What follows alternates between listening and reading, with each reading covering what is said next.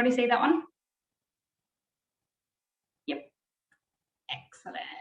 Cool. So does fringe benefits tax apply to your business? So I know Tanya's presentation rolled through quite quickly and there was a lot to take in on that. So I wanted just to take a step back for 20 minutes and go a little bit slower and see whether there's some aspects of your business that where fringe benefits may apply, and work out whether you do need to do a fringe benefits tax return or not. So the fringe benefits tax return year runs from April until March, and the reason why they do that is because on your payment summary at the end of the financial year at June, you need to report what the value of those reportable fringe benefits tax amounts are on the group certificate. What was the group certificate, what was the payment summary, is now a single touch payroll report. So you need to do the fringe benefits tax return and have those numbers before the payment summaries go out at the 30th of June. So that's why the fringe benefits tax year is a different year. So what we've got is a number of different things that fringe benefits tax might apply to. So there's motor vehicles, there's payments made on behalf of employees. So when it comes to what Tanya was talking about, if you're salary packaging a vehicle, we're making expense payments on behalf of our employees by paying the fuel, by paying the rego, by paying the insurance on that car. So that would be an expense benefit. So private expenses, fuel and oil, subscriptions, rent on accommodation, private telephone, restaurants, meals, anything like that. Loans to employees, waiving debts, so giving an employee a loan and then telling them a year later, don't worry about paying that back, that's a fringe benefit. Entertainment, housing, board, car parking, living away from home allowances, property, so we'll talk about that, other benefits. So there's quite a few different areas of which fringe benefits falls into, and it's all around knowing what the question is asking so that you can answer it correctly.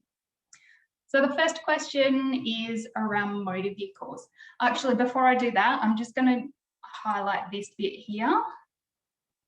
So fringe benefits tax applies to your employees, but it also applies to directors and associates of companies as well. So if you are a director of a company and you receive a company car, but you're not on the books as payroll, then this would still apply to you. So is it in relation to the employee relationship that you have, even though you may not physically be on the books as payroll? So director is an important, or director or associate. So you could be the wife of the director of a company receiving a company car. That may still apply in your situation to have fringe benefits tax on it. Okay, so fringe benefits tax for motor vehicles. The big thing with motor vehicles is the word car. So if you're providing a work trade vehicle, so a ute or a van that's kitted out with all the tools and the toolboxes and the ladders and all of the things that you need to do the work of the business, then fringe benefits tax won't apply to a trade vehicle. It does apply to a car. And there's a whole load of information out there. I normally just do a Google search on the ATO website about whether a car is a fringe benefits tax or not a fringe benefits tax car. So what we're looking for is how many seats, how many people does it hold, what carrying capacity, so carries less than 1 ton, and what is it designed for. So generally your normal Prados and Land Cruisers are classed as cars, even if they're kitted out with all the mine specs and stuff like that. It's defined as a car because that's the type of vehicle it is. So the way to get around FBT on cars is to not buy a car. So I like that one. So doesn't apply to motorbikes either. So motorbikes are excluded. So if you provide a car to an employee for private use, then it will probably be subject to fringe benefits tax. So private use is included, or does include, driving to and from work, even if that's the only private use that they have. So driving to and from work, and then the private use of the car is only from the garage to the workplace, and that's it, and then it's used for work every other time, still classed as private use. So it's important to make sure you know those two distinctions. Number one, a car. Number two, private use is home to work. So that's motor vehicles. That's the high level stuff I wanted to talk about on that one. Expenses paid on behalf of employees. So the but for on the expenses paid on behalf of the employees is but for if it would be tax deductible in their own name. So when they go to do their tax return, if they could claim it, then you don't have to pay fringe benefits tax on it. So a couple of examples are union fees. So if you're paying for union fees on behalf of your employees, normally when they come to do their tax return, if they've paid their union fees, they can claim it as a tax deduction. So when it comes to do the fringe benefits tax, it's called an otherwise deductible. And so it's not claimable, it's not fringe benefits tax payable for you if you've paid that, and they can claim it. So Peter said yesterday in tax training that the tax office is really going to start to come down on us in regards to telephone and things like that. So really looking at that difference between private use and business use. And you may be better off giving an allowance to your employees and letting them claim it as a tax deduction rather than you paying for a private use cost and then having to pay fringe benefits tax on it. Anything else for expenses? No. Okay, loans to employees. So you can absolutely loan money to employees, but document the hell out of it. And if you charge interest, then it may not fall within the FBT rules if it's a documented loan. I don't condone giving money to employees because you never know what happens. So it's not generally one that anybody says yes to.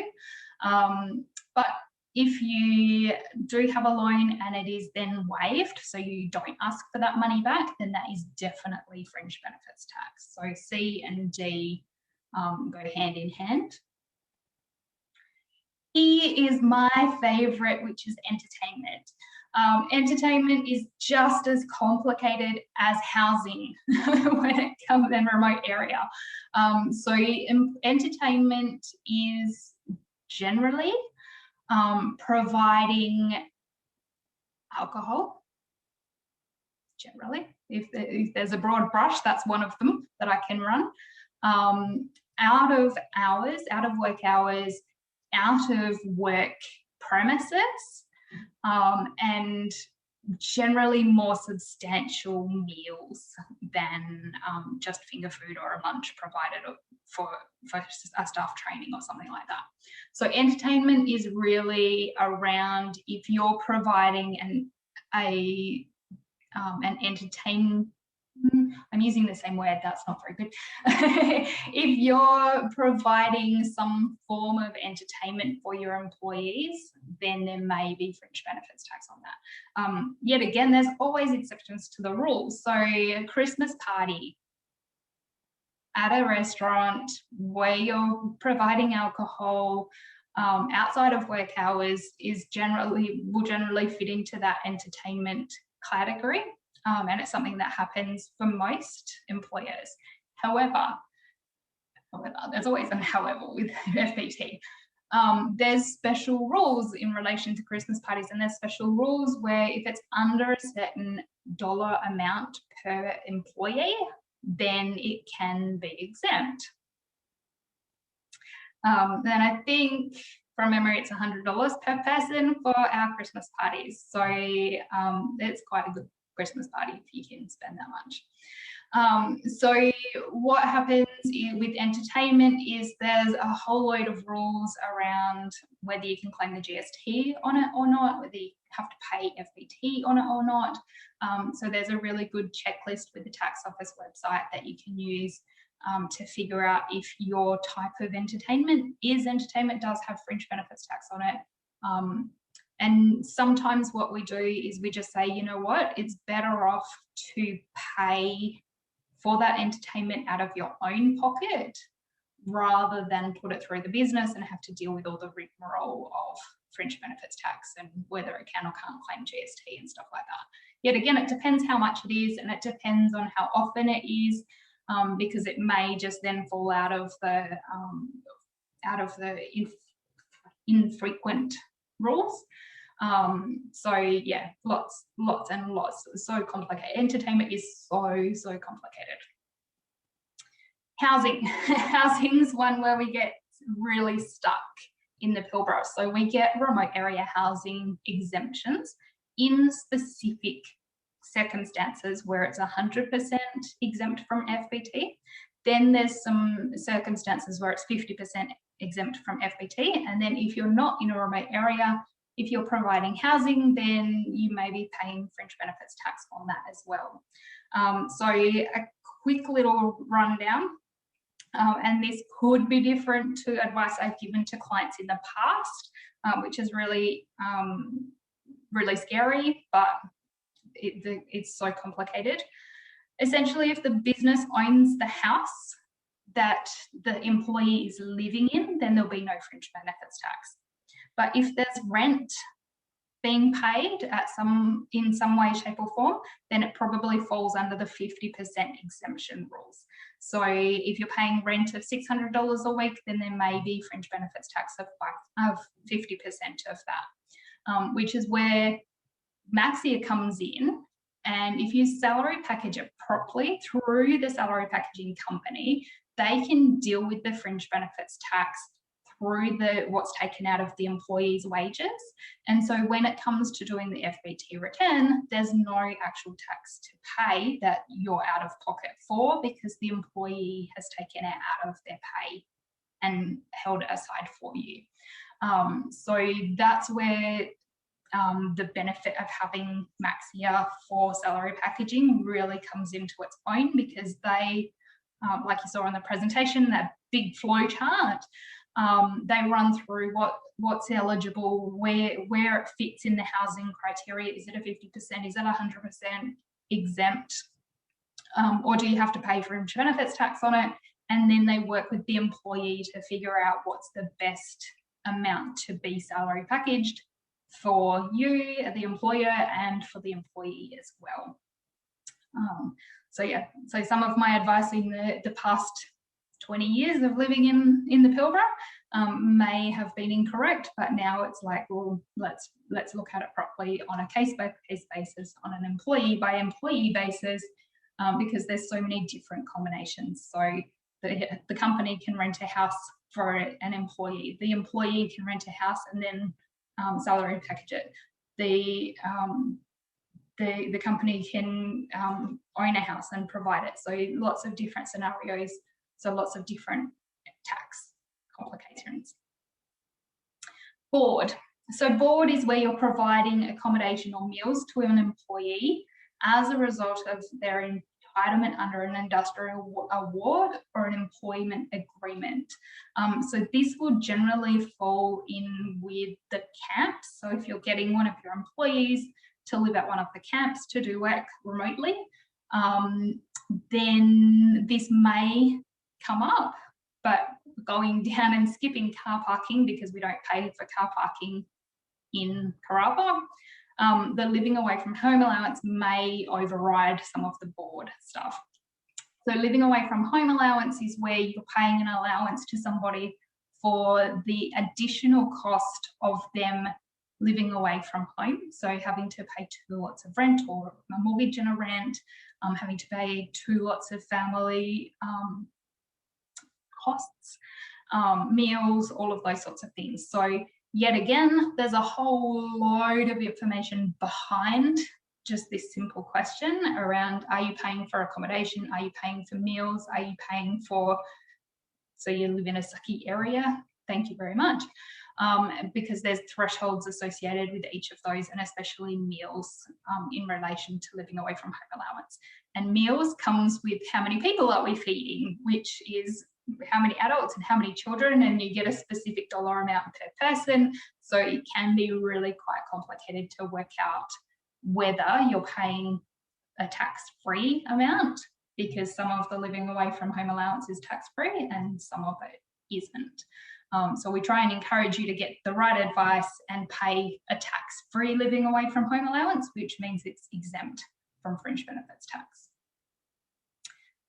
J is property provided to employees. So this is where you're a business who can give things to their employees. So as an accounting firm doing tax returns, letting the employees do their tax returns for free or at a discount would be property provided to employees. And you're like, well, it's not property, it's not land. Property in this sense is things, so goods or services. So if you are just jeans, for example, and you say, here's a pair of jeans, you need to wear them this week, and then next week, here's another pair of jeans, you need to wear them. Every amount that's added up needs to be recorded and calculated, because there may be fringe benefits tax on that. And then I love the all-encompassing K, which is other. So what else have you provided on a non-cash basis, which has not been noted in any of the other questions above? So it could be anything from from electricity. So in amongst the housing stuff with remote area, you can pay electricity. So it could be that you're paying. I'm going to stop the share for a second.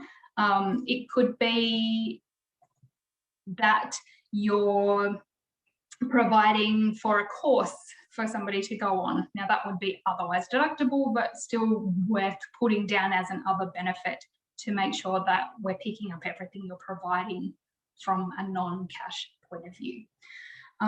So it is really, really complicated FBT, and the one-pager yes/no checklist can seem quite daunting.